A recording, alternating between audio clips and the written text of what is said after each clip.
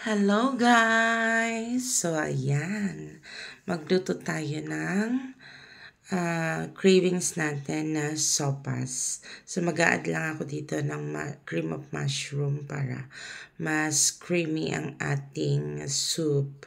So ito ang mga ingredients natin. Ayan. So after nyan ay magpapakulo na ako ng ating macaroni at habang pinapakulo natin yung ating macaroni ay igigisa na natin yung mga ingredients natin, yung ating chicken, yung ating bawang at sibuyas. So mag-add na rin ako dito ng paminta at konting asin. At syempre, susutay lang natin yan hanggang sa maluto ang ating karne. Ayan. So, pwede na rin nating ilagay yung ating hot dogs at yung ating chicken balls.